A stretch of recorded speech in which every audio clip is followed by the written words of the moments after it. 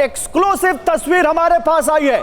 ये देखिए, पुतिन यहां पर एक इमरजेंसी मीटिंग करते हुए, और ये जो हमने आपको जानकारी दी थी, अपने दफ्तर से नहीं बल्कि अपने घर में बने बंकर से ये मीटिंग करते हुए पुतिन। एक्सक्लूसिव तस्वीर आप देखिए, वीडियो कॉन्फ्रेंसिंग के जरिए पुतिन ये तस्वीर आपको बता रही है कैसे पुतिन यहां पर एक इमरजेंसी मीटिंग कर रहे हैं। पीसीआर अगर हो सके तो ये तस्वीर हमें आप देख सकते हैं बिग वॉल पर, उस तस्वीर को भी हम दिखाएंगे। लेकिन पुतिन ने एक इमरजेंसी मीटिंग बुला ली है और वहां पर वो अपने घर में बने बंकर से मीटिंग कर रहे हैं अपने तमाम सहयोगियों से। और एक बड़ी खबर और, क्रेमलिन अटैक में 2 लोगों के मारे जाने की खबर। देखिए, ये खबर और बड़ी हो गई, 2 लोगों की मौत हुई है इस अटैक में। रूसी मीडिया के हवाले से 2 लोगों के मारे जाने की पुष्टि हो गई है इस अटैक में। देखिए, 2 लोग इस हमले में हताहत हुए हैं, 2 लोगों की मौत हुई है। ये क्रेमलिन में जो अटैक हुआ इसको रूसी मीडिया रिपोर्ट कर रहा है। रूस की मीडिया का रिपोर्ट करना यानी ये ऑथेंटिसिटी के बहुत नजदीक है। रूस की मीडिया ने कह दिया है कि क्रेमलिन पर जो अटैक हुआ उसमें 2 लोगों की मौत हुई है। अब पुतिन इसका बदला कैसे लेंगे, सबकी निगाहें इसी पर हैं। लेकिन 2 लोगों के मारे जाने की खबर, यानी यहां कुछ भी हो सकता था। अगर इन 2 लोगों की जगह पुतिन होते तो शायद आज दुनिया में कुछ भी हो जाता, क्योंकि पुतिन के ऊपर बहुत बड़ा हमला, टारगेट पुतिन थे। ये तस्वीर आप देखिए, ये ड्रोन इस क्रेमलिन पर अटैक करने नहीं आया था, यह ड्रोन आया था पुतिन पर अटैक करने। और वहां तक इस ड्रोन का पहुंच जाना यानी मॉस्को की सारी सुरक्षा व्यवस्था धरी की धरी रह गई। मनीष झा के पास चलते हैं। मनीष, 2 लोगों की मौत, यह खबर तो बहुत बड़ी होती जा रही है।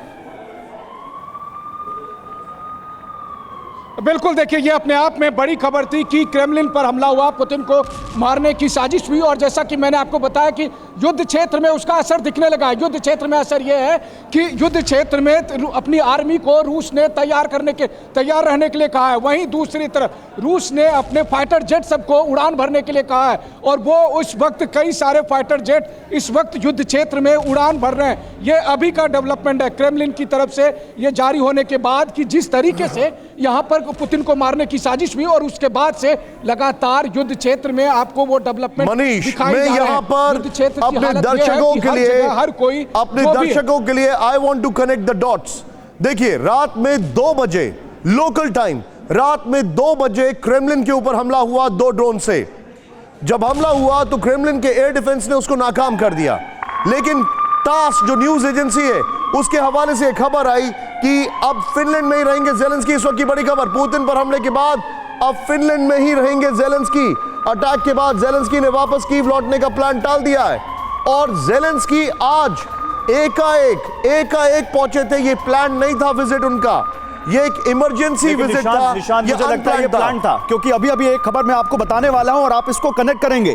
जब आप ये कह रहे हैं कि पुतिन के हमले के वक्त ज़ेलेंस्की फिनलैंड में थे, उसी वक्त रूस के एक सांसद मिखाइल शर्मत का बयान आया है कि ज़ेलेंस्की के घर पर मिसाइल से हमला कर देना चाहिए। तो क्या ज़ेलेंस्की को यह पता था कि जैसे ही यूक्रेन के इस हमले के बाद रूस उनके घर के ऊपर हमला करेगा, और इसीलिए वो इस वक्त फिनलैंड में है, और फिनलैंड जो कि नेटो कंट्री है? क्या ये माने कि ये सोची समझी विजिट है ज़ेलेंस्की का? ये एक अनप्लान्ड विजिट रिपोर्ट किया जा रहा है नॉर्डिक कंट्रीज के हेड्स के साथ, और उसके लिए वो एकाएक पहुंचे। उनका प्लान्ड विजिट जो था वो जर्मनी में था। नेवरदलेस, मैं आपके सामने जो सीक्वेंस ऑफ इवेंट दिखा रहा हूं वो ये है, रात में 2 बजे क्रेमलिन पर अटैक हुआ, एयर डिफेंस ने उसको डीएक्टिवेट किया। लेकिन बड़ी खबर ये है, टास न्यूज एजेंसी ने रिपोर्ट किया कि जो ड्रोन्स के फ्रैगमेंट्स हैं वो नीचे गिरे हैं। और नीचे की अगर बात की जाए जहां पर गिरे हैं, पुतिन ने आज 24 अप्रैल से यह ऑर्डर कर रखा था कि मॉस्को में स्ट्रीट पेट्रोलिंग होगी, मॉस्को में एक चीज देखी जाएगी। शायद उन्हीं में से कोई लोग इसकी चपेट में आए हैं, ऐसा रिपोर्ट किया जा रहा है। जी हाँ, एक और बड़ी खबर बता देते हैं, लेकिन इस वक्त की जो बड़ी खबर है वो ये कि रूस के सांसद मिखाइल शर्मत के मुताबिक ज़ेलेंस्की के घर पर मिसाइल से हमला किया जाना चाहिए। सांसद मिखाइल शर्मत ने बड़ा बयान दिया है। उन्होंने कहा है कि इस तरह का हमला क्योंकि क्रेमलिन पर किया गया है, तो अब ज़ेलेंस्की के घर पर मिसाइल से हमला करना चाहिए, ये साफ तौर पर कहते हुए सुनाई दिए हैं रूस में सांसद मिखाइल शर्मत। क्रेमलिन अटैक के बाद रूसी सांसद मिखाइल शर्मत का ये बड़ा बयान क्या होना चाहिए उसमें उनका कहना है कि ज़ेलेंस्की के घर को मिसाइल से हमला कर उड़ा देना चाहिए। ज़ेलेंस्की क्या अब टारगेट होंगे और सीधा टारगेट होंगे? जाहिर सी बात है, ऐसा लगता है कि वो टारगेट हो सकते हैं। रूस पहले ही कह रहा है कि जब चाहेंगे जहां चाहेंगे, अब हमारे पास अधिकार है कि हम इसका जवाब दें। पुतिन को किस तरह से टारगेट कर ये ड्रोन अटैक किया गया, उसकी तस्वीरें आप देख रहे हैं। और इसके बाद रूस क्या करेगा, इसकी भयावह तस्वीर की कल्पना ही की जा सकती है कि क्या होगी तस्वीर, क्योंकि इससे पहले भी हम देख रहे थे लगातार स्प्रिंग ऑफेंसिव जब से शुरुआत हुई थी उसकी, एक दिन में 125 घंटे में लगातार बमबारी की जा रही थी, मिसाइलों की बौछार की जा रही थी यूक्रेन पर। लेकिन अब ज़ेलेंस्की भी पीछे नहीं हट रहे हैं। ज़ेलेंस्की का कहना है कि और ज्यादा हमले किए जाएंगे और सीधे हमले किए जाएंगे। और रूस के सांसद ये कह रहे हैं कि अब ज़ेलेंस्की को ही टारगेट पर ले लेना चाहिए। तो क्या ज़ेलेंस्की की जान अब खतरे में है? क्या ज़ेलेंस्की पर हमला किया जाएगा? क्या वो भी एक बहुत अहम टारगेट होंगे अब रूस के लिए? बिल्कुल, तो क्रेमलिन पैलेस कैसे धुआं धुआं हो गया, आप इन तस्वीरों में देख सकते हैं। क्रेमलिन अटैक की ये तस्वीरें हम आपको दिखा रहे हैं। और देखिए, इसी बीच क्रेमलिन अटैक से जुड़ी एक बहुत बड़ी खबर आ रही है। क्रेमलिन अटैक से जुड़ी एक बहुत बड़ी खबर इस वक्त जो आ रही है, ये खबर आपको बताएगी कि कैसे ये मामला बहुत बड़ा हो गया है। ज़ेलेंस्की के घर पर मिसाइल से अटैक करना चाहिए, ये तो कहा है वहां पर एक सांसद ने, रूस के एक सांसद ने। लेकिन ये एक और बड़ी खबर आपके सामने देखिए, ये आप देख सकते हैं, वॉर ब्रेकिंग आपके सामने। क्रेमलिन अटैक पर काइनेटिक वेपन से गिराया गया है यूक्रेन का ये ड्रोन। काइनेटिक वेपन क्या होता है ये बताएंगे। ये एक काइनेटिक ड्रोन था जिसमें कोई एक्सप्लोसिव लोड नहीं था, ये काइनेटिक एनर्जी से जाता है और हिट करता है टारगेट को। और ये वो वेपन था जिससे यहां पर ये अटैक किया गया। तो ये एक काइनेटिक ड्रोन था।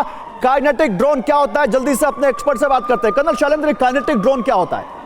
देखिए, बड़ा सिंपल सा मामला है कि आप एक ड्रोन को एक वो स्पीड देते हैं कि वो स्पीड दूसरे टारगेट के ऊपर घातक सिद्ध होती है। सिंपल अगर शब्दों में बात करी जाए, उसकी अपनी स्पीड में इतना पावर है कि यस, वो जिस जगह जहां कर हिट करेगा उस जगह को तहस नहस कर देगा, बर्बाद कर देगा। सिंपल बात। सर, अगर मैं गलत नहीं हूं तो काइनेटिक वेपन के तौर पर जो ड्रोन्स मिले हैं वो है स्विच ब्लेड ड्रोन्स यूक्रेन को अमेरिका से, if I am not wrong sir. O yes, it is this, that is why मैं आपको शुरू से कह रहा हूं कि ये अटैक टेररिस्ट अटैक नहीं है। टेररिस्ट अटैक बना दिया, उसके पीछे कौन है? उसके पीछे यूक्रेन है। उसके पीछे कौन है? जो मास्टरमाइंड है वो है यूएस। और क्यों?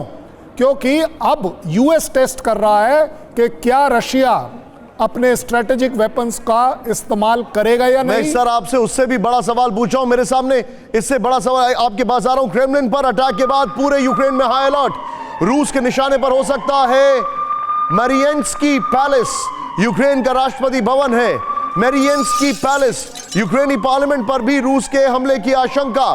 सूत्रों के हवाले से खबर, यूक्रेन सिक्योरिटी सर्विस का हेडक्वार्टर भी टारगेट पर। यह बड़ी खबर हम आपको बता रहे हैं। लेकिन राष्ट्रपति भवन, मारियन्स्की पैलेस, अगर उसकी बात करें, सीधे प्ले ऑन करिए। फ्रीडम स्क्वायर, राजधानी कीव का फ्रीडम स्क्वायर, अगर बात की जाए यहां पर, सीधे प्ले ऑन करिए। ये देखिए अब आप, फ्रीडम स्क्वायर राजधानी कीव का सेंटर पार्लियामेंट है और यूक्रेन सिक्योरिटी सर्विस, फिर यूक्रेन हेडक्वार्टर, कानून प्रवर्तन एजेंसी, रक्षा मंत्रालय, ये सारी चीजें आपको दिखाई दे रही हैं जो कि उनके टारगेट पर हो सकती हैं। इंटरेस्टिंग बात क्या है, Kyiv city state administration armed forces headquarter Kyiv, ये भी उनके टारगेट पर हो सकता है। इंपॉर्टेंट बात क्या है कि ये वो एरियाज हैं जिनके बहुत नजदीक तक रशिया ने अपनी पहुंच दिखाई है। रशिया ने कीव के कई एयर डिफेंस को एग्जॉस्ट किया है अपने ड्रोन्स भेज कर।